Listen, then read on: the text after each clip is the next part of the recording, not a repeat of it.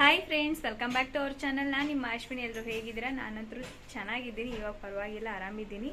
Time ಈಗ 8 ಗಂಟೆ. Fan ಹಾಕಿದ್ದಾರೆ, ಹಾಗಾಗಿ ತಲೆಗಿನ್ನ ಮೇಲ್ಗಡೆ ಟೋಪಿನ ಹಾಕ್ಕೊಂಡಿದ್ದೀನಿ. ಜಸ್ಟ್ ಈಗ ತಾನೇ ಅಡುಗೆ ಎಲ್ಲ ಮುಗೀತು. ಇವತ್ತು ಅಡುಗೆಗೆ ಏನೇನು ಮಾಡಿದ್ದೀವಿ ಅಂದರೆ ಟಿಫನಿಗೂ ಮತ್ತು ಮಧ್ಯಾಹ್ನ ಊಟಕ್ಕೂ ಮಕ್ಕಳಿಗೆ ಲಂಚ್ ಬಾಕ್ಸಿಗೂ ಏನು ಮಾಡಿದ್ದೀವಿ ಅಂತ ಹೇಳಿ ತೋರಿಸ್ತೀನಿ ಬನ್ನಿ. ಇನ್ನೂ ಗ್ಯಾಸ್ ಸ್ಟವ್ ಎಲ್ಲ ಕ್ಲೀನ್ ಮಾಡಬೇಕು. ಕ್ಲೀನ್ ಮಾಡಿಲ್ಲ, ಯಾಕಂದರೆ ಇವಾಗ ಅಡುಗೆ ಮುಗಿಸಿ ಹಾಗೆ ವಿಡಿಯೋ ಸ್ಟಾರ್ಟ್ ಮಾಡಿದ್ದೀನಿ. ಸೊ ಈಗ ತಾನೇ ಅಡುಗೆ ಎಲ್ಲ ಮುಗಿಸ್ಬಿಟ್ಟು ವ್ಲಾಗ್ನ ಸ್ಟಾರ್ಟ್ ಮಾಡಿದ್ದು. ಹಾಗಾಗಿ ಇದು ಬಿಸಿ ಬಿಸಿಯಾದ ಬೇಳೆ ಪಲ್ಯ. ಇದು ಬೇಳೆ ಪಲ್ಯ. ಹಾಗೆ ಇದು ಬಂದು ಬೀಟ್ರೋಟ್ ಪಲ್ಯ. ಇನ್ನೂ ಬಿಸಿ ಇದೆ, ಜಸ್ಟ್ ಈಗ ತಾನೇ ಆಯಿತು. ಆಯಿತಾ? ಆಮೇಲೆ ಈ ಕಡೆ ಬಂದು ಬೇಳೆ ಸಾಂಬಾರು. ಆಯಿತಾ? ಹಾಗೆ ಸರಿ, ಇದು ಚಪಾತಿ. ಮುಚ್ಚೋದು ಬಟ್ಟೆ. ಬ್ರಹ್ಮಕ್ಕ ಮಾಡಿದ್ಲು ಇದನ್ನ. ಅಲ್ಲ, ಬಟ್ಟೆ ಮುಚ್ಚೋದು. ಚಪಾತಿ ಇವತ್ತಿನ ಟಿಫನ್ ಇದು. ಸೊ ಈಗ ಮಕ್ಕಳಿಗೆ ಹಾಕ್ಕೊಡ್ಬೇಕು. ಅವರಿಬ್ಬರದ್ದು ಸ್ನಾನ ಎಲ್ಲ ಆಯಿತು. ಇಬ್ಬರು ರೆಡಿಯಾಗಿದ್ದಾರೆ. ಇದೆಲ್ಲ ತೆಗೆದಿಕ್ಬೇಕು. ಅಮ್ಮ ಚಪಾತಿ ಎಲ್ಲ ಮಾಡಿದರು. ನಾನು ಜಸ್ಟು ಪಲ್ಯ ಅದನ್ನಷ್ಟೇ ಮಾಡಿದ್ದು. ಮತ್ತು ಪೂಜೆ ಮಾಡಬೇಕು. ಇವಾಗ ನಮ್ಮ ಮನೆಯವರು ಸ್ನಾನಕ್ಕೆ ಹೋಗಿದ್ದಾರೆ. ಅವ್ರು ಬಂದುಬಿಟ್ಟು ಪೂಜೆ ಮಾಡ್ತಾರೆ. ಇವತ್ತು ನಾನು ಸ್ನಾನ ಮಾಡೋಂಗೂ ಇಲ್ಲ ಜಾಸ್ತಿ, ಹಾಗಾಗಿ ಸ್ನಾನ ಮಾಡಿಲ್ಲ ಇವತ್ತು. ಹಾಗೆಯೇ ವ್ಲಾಗ್ನ ಸ್ಟಾರ್ಟ್ ಮಾಡಿದ್ದೀನಿ. ಇಲ್ಲಿ ನನ್ನ ಮಗಳು ರೆಡಿ ಆಗ್ತಾ ಇದ್ದಾಳೆ, ಅವಳೊಬ್ಳೇನೆ. ಇಬ್ಬರು ಬೆಳಗ್ಗೆ ಎದ್ದ ತಕ್ಷಣ ಬರೀ ಕಿತ್ತಾಟ ಅಲ್ಲ. ಸಿಂಪಲ್ಲಾಗಿ ಮನೇಲಿ ಪೂಜೆ ಕೂಡ ಆಯಿತು. ದಾಸವಾಳ ಹೂವು ಇದ್ವು, ಅದನ್ನೇ ಇಟ್ಬಿಟ್ಟು ಪೂಜೆನ ಮಾಡಿದ್ವಿ. ಹಾಗೆ ನೈವೇದ್ಯಕ್ಕೆ ಇವತ್ತೇನು ಇಟ್ಟಿಲ್ಲ. ಒಂದೊಂದು ಸಲ ಹಿಂಗೂ ಕೂಡ ಆಗುತ್ತೆ. ಒಂದೊಂದು ಸಲ ನೈವೇದ್ಯಕ್ಕೆ ಇಡ್ತೀವಿ, ಒಂದೊಂದು ಸಲ ನೈವೇದ್ಯಕ್ಕೆ ಇಡೋದಕ್ಕೆ ಆಗೋದಿಲ್ಲ. ಹಾಗಾಗಿ ಜಸ್ಟ್ ಹಾಗೇ ನಮಸ್ಕಾರ ಮಾಡ್ಕೊಂಡ್ವಿ. ಅದಾದಮೇಲೆ ಮಕ್ಕಳಿಗೆ ಟಿಫನ್ ಹಾಕ್ಕೊಟ್ಟೆ. ಇವತ್ತು ದೋಸೆ ಮತ್ತು 2 ಥರ ಪಲ್ಯ ಮಾಡಿದ್ನಲ್ವ, ಅದನ್ನು ಹಾಕ್ಕೊಟ್ಟಿದ್ದೀನಿ ಇಬ್ರಿಗೂ. ಒಂದು ಥರದ್ದಂದರೆ ಒಬ್ರಿಗೆ ಇಷ್ಟ ಆಗುತ್ತೆ, ಒಬ್ರಿಗೆ ಇಷ್ಟ ಆಗೋಲ್ಲ. ಹಾಗಾಗಿ 2 ಥರ ಮಾಡಿದರೆ ಇಬ್ಬರು ಇಷ್ಟಪಟ್ಕೊಂಡು ತಿಂತಾರೆ ಅಂತ ಹೇಳ್ಬಿಟ್ಟು 2 ಥರ ಮಾಡಿದೆ. ಇಬ್ಬರು ಕೂಡ ಕುತ್ಕೊಂಡು ಇಲ್ಲಿ ಟಿಫನ್ ಮಾಡ್ತಾ ಇದ್ದಾರೆ. ಟಿಫನ್ ಮಾಡಿದ ಮೇಲೆ ಮತ್ತೆ ಅವ್ರನ್ನ ರೆಡಿ ಮಾಡಿ ಸ್ಕೂಲಿಗೆ ಕಳಿಸ್ಬೇಕು. ರುಟೀನ್ ಅನ್ನೋದು ಎಷ್ಟು ಮಿಸ್ ಮಾಡ್ಕೋತಾ ಇದ್ದೆ ಅಂದರೆ ತುಂಬ ಮಿಸ್ ಮಾಡ್ಕೋತಾ ಇದ್ದೆ. ಯಾಕಂದರೆ ಯಾವ ಕೆಲಸನೂ ಕೂಡ ನಾನು ಮಾಡ್ತಾ ಇರಲಿಲ್ಲ. ಬರೀ ಜಸ್ಟ್ ಊಟ ಮಾಡೋದು, ಮಲಗೋದು, ರೆಸ್ಟ್ ಮಾಡೋದು, ಮೊಬೈಲು, ಟಿ ವಿ, ಜಸ್ಟ್ ಇಷ್ಟರಲ್ಲೇ ನಂದು ಏನು ಒಂದು 15 ದಿನ ಅನ್ನೋದಿದೆಯೋ ಅದೆಲ್ಲ ಕಳೆದೋಯ್ತು. ನನಗಂತೂ ಸಖತ್ ಬೋರ್ ಆಗಿಬಿಟ್ಟಿತ್ತು. ಮತ್ತು ಇದು ಬುಕ್ಸಿಗೆ ಮಕ್ಕಳಿಗೆ ಬೈಂಡ್ ಹಾಕೋದಕ್ಕಂತ ಹೇಳಿ ನಮ್ಮ ಮನೆಯವ್ರು ತೊಗೊಂಬಂದಿದ್ರು. ಅಂದರೆ ಫಸ್ಟ್ ಅವ್ರು ಬಂದುಬಿಟ್ಟು ಎಕ್ಸೈಸ್ ಎಲ್ಲ ತೊಗೊಂಬಂದ್ರಲ್ಲ, ಅದನ್ನೆಲ್ಲ ತೊಗೊಂಡೋಗಿ ಬೈಂಡ್ ಹಾಕ್ಸ್ಕೊಂಬರ್ತೀನಿ, ಸ್ಕೂಲ್ ಬುಕ್ಸು ಅದೆಲ್ಲ ಅಂತ ಹೇಳಿದರು. ಬಟ್ ನಾನೇನಂದರೆ ಬೇಡ, ಹೇಗಿದ್ದರೂ ಕೂಡ ಸುಮ್ಮನೆ ಮನೇಲಿ ಕೂತ್ಕೊಂಡ್ರೆ ಬರೀ ಮಲ್ಕೊಳೋದು, ರೆಸ್ಟ್ ಮಾಡೋದು, ಬರೀ ಇದನ್ನೇ ಮಾಡ್ತಾ ಇರ್ತೀನಿ, ಏನು ಬೇಡ. ಅದರಲ್ಲೇ ಮತ್ತು ನಾವು ಏನಾದರೂ ಇವಾಗ ಹೊರಗಡೆ ಹಾಕ್ಸೋದಕ್ಕೆ ಕೊಟ್ಟರೆ ಒಂದು ಬುಕ್ಕಿಗೆ 10 ರೂಪಾಯಿ ಅಂತ ಹೇಳಿ ಚಾರ್ಜ್ ಮಾಡ್ತಾರೆ. ಅದ್ರ ಬದಲು ನಾವು ಮನೇಲಿ ಸುಮ್ಮನೆ ಕುತ್ಕೊಳೋ ಬದಲು ನಾವು ಬೈಂಡ್ ಶೀಟ್ ತೊಗೊಂಬಂದು, ಹೇಗಿದ್ರು ಸ್ಟೆಪ್ಲರು, ಪಿನ್ನು ಎಲ್ಲ ಕೂಡ ಮನೇಲಿದೆಯಲ್ಲ, ಮತ್ತು ನಾನೇ ಎಲ್ಲ ಮಾಡ್ತೀನಿ ಅಂತ ಹೇಳಿದ್ದಕ್ಕೆ ಸರಿ ಆಯಿತು ಅಂತ ಹೇಳಿ ಅವ್ರು ಬೈಂಡ್ ಹಾಕೋಂಥ ಕವರು ಎಲ್ಲ ತೊಗೊಂಬಂದು ಕೊಟ್ಟರು. ಮತ್ತು ಇವಾಗ ನಾನು ಕೂತ್ಕೊಂಡು ಬೈಂಡ್ ಕವರ್ ಹಾಕೋಣ ಅಂತ ಹೇಳಿ ಹಾಕ್ತಾಯಿದ್ದೀನಿ. ಸ್ಟಾರ್ಟಿಂಗಲ್ಲಿ ಸ್ವಲ್ಪ ಹಾಕೋದಕ್ಕೆ ಒಂಚೂರು ಇದೆ ಅನಿಸ್ತು. ಅಂದರೆ ನಾನು ಹೋದ ಸಲ ಎಲ್ಲ ನಮ್ಮ ಮನೆಯವರೇ ಹಾಕಿದ್ರು, ಬಟ್ ಈ ಸಲ ನಾನೇ ಹಾಕೋಣ ಅಂತ ಹೇಳ್ಬಿಟ್ಟು ಟ್ರೈ ಮಾಡಿದ್ನಲ್ವ ಪ್ಲಾಸ್ಟಿಕ್ ಕವರಲ್ಲಿ. ಹಾಗಾಗಿ ಸ್ವಲ್ಪ ಯಾಕೋ ಒಂಥರ ಹಾಕೋಕ್ಕೆ ಬರುತ್ತೋ ಇಲ್ಲೋ ಅಂತ ಡೌಟಲ್ಲೇ ನಿಧಾನಕ್ಕೆ ಹಾಕೋದಕ್ಕೆ ಸ್ಟಾರ್ಟ್ ಮಾಡಿದೆ. ಆಮೇಲೆ ಎಲ್ಲ ಫಾಸ್ಟಾಗಿ ಆಗ್ತಾ ಹೋದೆ. ಎಲ್ಲ ನೀಟಾಗಿ ಬಂತು. ಟೋಟಲ್ ಇಷ್ಟು ಬುಕ್ಸ್ಗಳ್ನ ನಾವು ಏನಾದರೂ ಹೊರಗಡೆ ಕೊಟ್ಟು ಬೈಂಡ್ ಹಾಕ್ಸಿದ್ವಿ ಅಂದರೆ 1 ಬುಕ್ಕಿಗೆ 10 ರೂಪಾಯಿ ಚಾರ್ಜ್ ಮಾಡ್ತಾರೆ. ಟೋಟಲ್ ಬುಕ್ಸ್ ಇರೋದು, ಬುಕ್ಸು ನೋಟ್ಸ್ ಎಲ್ಲ ಸೇರಿದರೆ ಒಂದು 30ರಿಂದ 40 ಬುಕ್ಸು ಟೋಟಲ್ ಅವ್ರದ್ದಿರೋದು. ಅಷ್ಟು ಬುಕ್ಕಿಗೂ 10 ರೂಪಾಯಿ ಚಾರ್ಜ್ ಮಾಡಿದರೆ 400 ರೂಪಾಯಿ ಚಾರ್ಜ್ ಮಾಡ್ತಾಯಿದ್ರು. ಆದರೆ ನಾವು ಬೈಂಡ್ ಶೀಟು ತೊಗೊಂಬಂದಿದ್ದು 70 ರೂಪಾಯಿಗೆ 1 ಬೈಂಡ್ ಶೀಟು. ಆ ಥರದ್ದು 3 ರೋಲ್ ತೊಗೊಂಬಂದ್ವಿ. ಅಂದರೆ 210 ರೂಪಾಯಿ ಆಯಿತು. ಸೊ 210 ರೂಪಾಯಿ ಆಯ್ತಲ್ವ. ಅದರಲ್ಲಿ ಮನೇಲಿ ಹೇಗಿದ್ರು ಸ್ಟೆಪ್ಲರು, ಪಿನ್ ಎಲ್ಲ ಇತ್ತು. ಹಾಗಾಗಿ ಫುಲ್ ಎಲ್ಲದಕ್ಕೂ ಕೂಡ ನಾನೇ ಕವರು, ಬೈಂಡು ಎಲ್ಲ ಹಾಕ್ಬಿಟ್ಟು ಎಲ್ಲ ಮುಗಿಸ್ಕೊಂಬಿಟ್ಟೆ. ಎಲ್ಲ ಟೋಟಲ್ ಅಮೌಂಟ್ ಬಂದುಬಿಟ್ಟು ಒಂದು 220 ರೂಪಾಯಿನೋ 230 ರೂಪಾಯಿ ಆಯಿತು. ಸ್ಟಿಕ್ಕರು ಅದೆಲ್ಲ ಹಚ್ಚಷ್ಟರಲ್ಲಿ. ಸೊ 230 ರೂಪಾಯಲ್ಲಿ ಇಷ್ಟೊಂದೆಲ್ಲ ಮುಗ್ದೋಯ್ತು.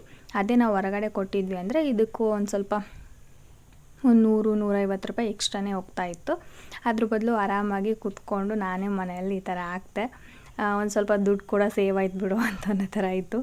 ಆದ್ರೂ ಇವಾಗ ಹುಷಾರಿಲ್ಲದೆ ಇರೋ ಟೈಮಲ್ಲಿ ತುಂಬ ಅಂದರೆ ತುಂಬ ಅಮೌಂಟ್ ಎಲ್ಲ ಖರ್ಚಾಯಿತು. ಹೇಳ್ಬೇಕಂದ್ರೆ ಸ್ಕೂಲ್ ಫೀಸಿಗಂತ ಎತ್ತಿಕ್ಕಿರೋ ಅಮೌಂಟನ್ನು ಕೂಡ ನಾವು ಹಾಸ್ಪಿಟಲ್ ಖರ್ಚಿಗೆ ಅದಕ್ಕೆ ಇದಕ್ಕಂತ ಹೇಳಿ ಯೂಸ್ ಮಾಡ್ಕೊಂಬಿಟ್ವಿ.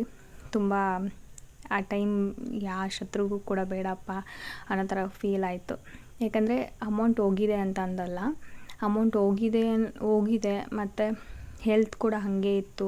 ಮಕ್ಕಳನ್ನ ನೋಡ್ಕೊಳಕ್ಕಾಗ್ತಾ ಇರಲಿಲ್ಲ. ಸಖತ್ ಒಂಥರ ಮನಸ್ಸಿಗೆ ಒಂಥರ ಚುಚ್ಚೋ ಥರ ಆಗ್ತಾಯಿತ್ತು. ಏನಾಗ್ತಾ ಇದೆಯಪ್ಪ ನನಗೆ ಅನ್ನೋ ಥರ ಆಗಿಬಿಟ್ಟಿತ್ತು. ಫೈನಲಿ ಎಲ್ಲದನ್ನು ಕೂಡ ಕಳ್ಕೊಂಡು ಆರಾಮಾಗಿ ಇವಾಗ ಇದ್ದೀನಿ. ತುಂಬ ಖುಷಿ ಇದ್ದೀನಿ. ದೇವರು ನಮಗೇನು ಕೊಡದೇ ಇರೋ ಪರವಾಗಿಲ್ಲ, ಬಟ್ ಒಳ್ಳೆ ಆರೋಗ್ಯ, ಒಂದು ಒಳ್ಳೆ ಆಯಸ್ಸು ಕೊಟ್ಟರೆ ಸಾಕು ಅನ್ನೋ ಥರ ಮನಸ್ಸಿಗೆ ಅನಿಸ್ಬಿಡ್ತು.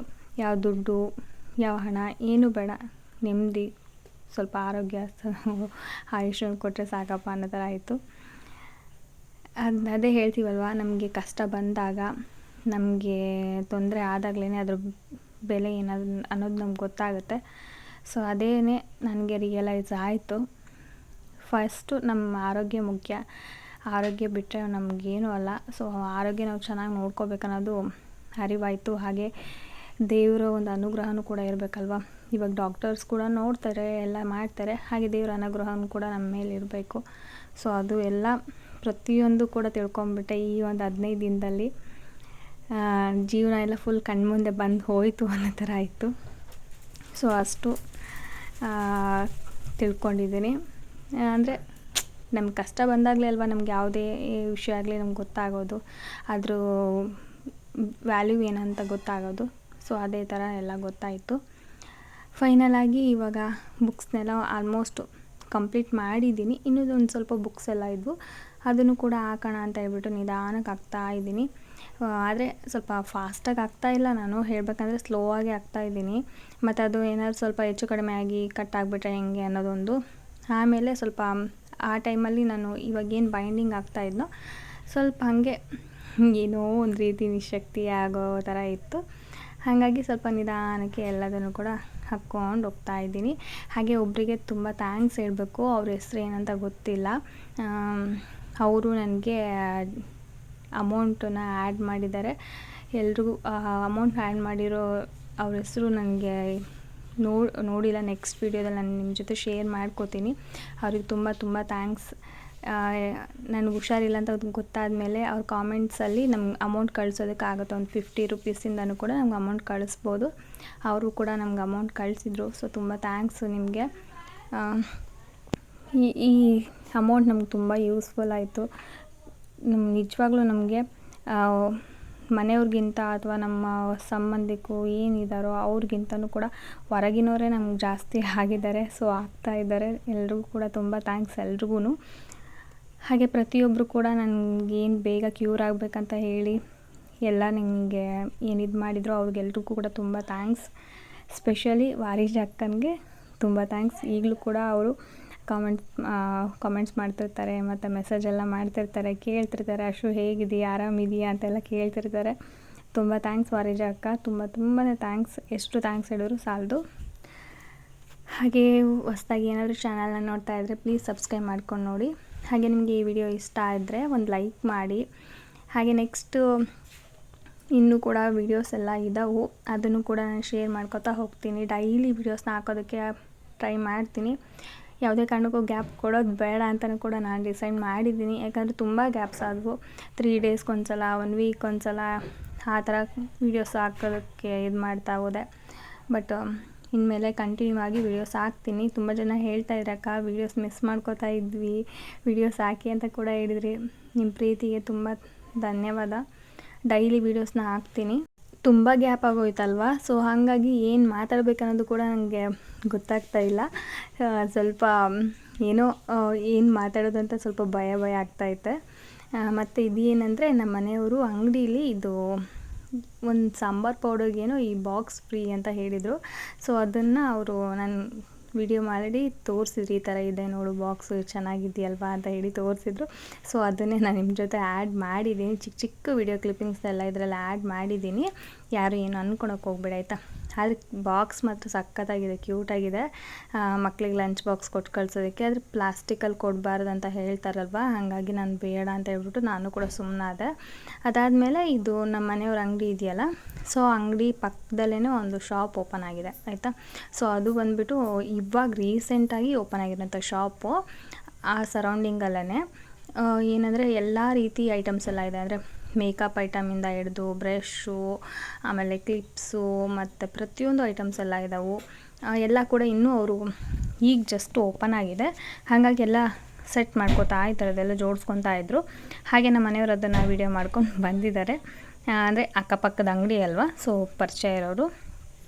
ಅಕಸ್ಮಾತ್ ನಿಮಗೇನಾದರೂ ಸ್ಕೂಲ್ಗೆ ಸಂಬಂಧಪಟ್ಟಂಥ ಐಟಮ್ಸು ಅಥವಾ ಈ ಥರ ಮೇಕಪ್ ಐಟಮ್ಸ್ ಬೇಕಂದರೆ ಆ ಸರೌಂಡಿಂಗಲ್ಲಿ ನೀವು ನೋಡ್ಕೋಬೋದು. ಅಂದರೆ ಹೊಸ್ದಾಗಿ ಓಪನ್ ಆಗಿದೆಯಲ್ವ, ಸ್ವಲ್ಪ ರೀಸನಬಲ್ ಪ್ರೈಸಲ್ಲೇ ನಿಮಗೆ ಶೇರ್ ಮಾಡ್ತಾರೆ, ಕೊಡ್ತಾರೆ ಎಲ್ಲ ಅದನ್ನು ನೋಡಿಕೊಂಡು ತೊಗೋಬೋದು. ಮತ್ತು ರೈನ್ ಕೋಟು ಆ ಥರದ್ದೆಲ್ಲ ಕೂಡ ಮಾರ್ತಿರ್ತಾರೆ. ಸೊ ನಿಮಗೆ ಇಷ್ಟ ಆದರೆ ಹೋಗಿ ನೋಡಿ ಶೇರ್ ಅಂದರೆ ತೊಗೊಳ್ಳಿ ಆಯಿತಾ. ಈ ಲೈಟ್ ನೋಡಿ ಎಷ್ಟು ಚೆನ್ನಾಗಿದೆ, ಅಂದರೆ ನೀರು ಹಾಕಿದ್ರೇ ಬಲ್ಪ್ ಅಂದರೆ ಲೈಟ್ ಇದಾಗುತ್ತಲ್ವ, ಆ ಥರದ್ದು ಚೆನ್ನಾಗಿದೆ ನೋಡೋದಕ್ಕೆ. ಅದನ್ನು ಹಾಗೆ ನೀರು ಹಾಕ್ಬಿಟ್ಟು ಅವ್ರು ತೋರಿಸಿದ್ದಾರೆ ನೋಡಿ, ಈ ಥರ ಇದೆ ಅಂತ ಹೇಳ್ಬಿಟ್ಟು. ಚೆನ್ನಾಗಿದೆ. ಪ್ರತಿಯೊಂದು ಐಟಮ್ ಕೂಡ ನಿಮ್ಗೆ ಸಿಗುತ್ತೆ ಇಲ್ಲಿ, ಎಲೆಕ್ಟ್ರಿಕಲ್ ಐಟಮಿಂದ ಹಿಡಿದು ಮಕ್ಕಳು ಸೈಕಲ್ಲು ಅದೆಲ್ಲ ಕೂಡ ಇದೆ. ಒಂದ್ಸಲ ನಾನು ಕೂಡ ಹೋದ್ಮೇಲೆ ಕ್ಲಿಯರಾಗಿ ವಿಡಿಯೋ ಮಾಡ್ಕೊಂಬರ್ತೀನಿ. ಅಕಸ್ಮಾತ್ ನಿಮ್ಗೆ ಏನಾದರೂ ಗೊತ್ತಿದ್ದರೆ ಒಂದ್ಸಲ ಹೋಗ್ಬಿಟ್ಟು ವಿಸಿಟ್ ಮಾಡಿ, ಯಾಕಂದರೆ ಹೊಸ್ದಾಗಿ ಓಪನ್ ಆಗಿರೋದ್ರಿಂದ ನಿಮಗೆ ರೀಸನಬಲ್ ಪ್ರೈಸಲ್ಲಿ ಕೊಡ್ತಾರೆ. ಎಲ್ಲ ಐಟಮ್ಸು ಕೂಡ ತುಂಬಾ ಸೂಪರಾಗಿದೆ, ತುಂಬ ಚೆನ್ನಾಗಿದೆ. ಎಲೆಕ್ಟ್ರಿಕಲ್ ಐಟಮ್ಸ್ ಕೂಡ ಇದ್ದಾವೆ, ಮತ್ತು ಬಾಟಲ್ಸು ಆ ಥರದ್ದೆಲ್ಲ ಇದ್ದಾವೆ. ಬಟ್ ಏನಂದರೆ ಅವ್ರು ಇನ್ನೂ ಆರ್ಗನೈಸ್ ಮಾಡಿಲ್ಲ ನೀಟಾಗಿ, ಅಂದರೆ ಒಂದೊಂದು ಕಡೆ ಕ್ಲೀನಾಗಿ ಜೋಡಿಸಿರೋದು ಆ ಥರ ಇನ್ನೂ ಮಾಡಿಲ್ಲ. ಅದನ್ನು ಇನ್ನೇನು ಎಲ್ಲ ಸ್ಟಾರ್ಟ್ ಮಾಡ್ಕೊಂಡಿದ್ದಾರೆ ಆಲ್ರೆಡಿ. ಎಲ್ಲ ಜೋಡಿಸಿದ್ದಾದ್ಮೇಲೆ ಇನ್ನೂ ಕೂಡ ನೀಟಾಗಿ ನಿಮಗೆಲ್ಲ ಐಟಮ್ಸ್ ಕೂಡ ಕ್ಲಿಯರಾಗಿ ಕಾಣುತ್ತೆ. ಸೊ ಇಷ್ಟು ಫ್ರೆಂಡ್ಸ್ ಇವತ್ತಿನ ವಿಡಿಯೋ. ನಿಮ್ಗೆ ಈ ವಿಡಿಯೋ ಇಷ್ಟ ಆಗಿದ್ದರೆ ಒಂದು ಲೈಕ್ ಮಾಡಿ, ಶೇರ್ ಮಾಡಿ, ಕಾಮೆಂಟ್ ಮಾಡಿ. ಹಾಗೆ ಸಬ್ಸ್ಕ್ರೈಬ್ ಮಾಡದೆ ನೋಡ್ತಾ ಇದ್ದರೆ ಪ್ಲೀಸ್ ಸಬ್ಸ್ಕ್ರೈಬ್ ಮಾಡ್ಕೊಂಡು ನೋಡಿ. ಏನಾದರೂ ಮಾತಾಡೋದ್ರಲ್ಲಿ ಸ್ವಲ್ಪ ಸ್ಪೆಲ್ಲಿಂಗ್ಸ್ ಮಿಸ್ಟೇಕ್ ಆಗಿದ್ದರೆ ಅಥವಾ ಏನಾದರೂ ವಾಯ್ಸ್ ಓವರಲ್ಲಿ ಹೆಚ್ಚು ಕಡಿಮೆ ಆಗಿದ್ದರೆ ದಯವಿಟ್ಟು ಅಡ್ಜಸ್ಟ್ ಮಾಡ್ಕೊಳ್ಳಿ. ಯಾಕಂದರೆ ಇಷ್ಟು ದಿನ ಗ್ಯಾಪ್ ಕೊಟ್ಟಿರೋದ್ರಿಂದ ಏನು ಮಾತಾಡಬೇಕು ಅನ್ನೋದು ಕೂಡ ನನಗೆ ಕ್ಲಿಯರಾಗಿ ಗೊತ್ತಾಗ್ತಾ ಇಲ್ಲ. ಒಂದು ಸ್ವಲ್ಪ ದಿನ ಅಂದರೆ ಕಂಟಿನ್ಯೂ ಆಗಿ ವೀಡಿಯೋಸ್ ಹಾಕೋವರೆಗೂ ಕೂಡ ಹೀಗೇ ಕಂಟಿನ್ಯೂ ಆಗಿ ನಾವು ವೀಡಿಯೋಸ್ನ ಎಡಿಟ್ ಮಾಡೋದು ಅಥವಾ ವಾಯ್ಸ್ ಓವರ್ ಕೊಡೋದು ಅದೆಲ್ಲ ಕಂಟಿನ್ಯೂ ಆಗಿ ಇಟ್ಕೊಂಡ್ರೆ ಕರೆಕ್ಟಾಗಿರುತ್ತೆ. ಇಲ್ಲ ಅಂದರೆ ಈ ಥರ ಹೆಚ್ಚು ಕಡಿಮೆ ಆಗ್ತಾ ಹೋಗುತ್ತೆ. ಮತ್ತೇನು ಅಂದ್ಕೊಳಕ್ಕೆ ಹೋಗ್ಬೇಡಿ ಆಯಿತಾ. ಸೊ ನೆಕ್ಸ್ಟ್ ವ್ಲಾಗಲ್ಲಿ ಮತ್ತೆ ಸಿಗ್ತೀನಿ. Thank you for watching. Bye bye.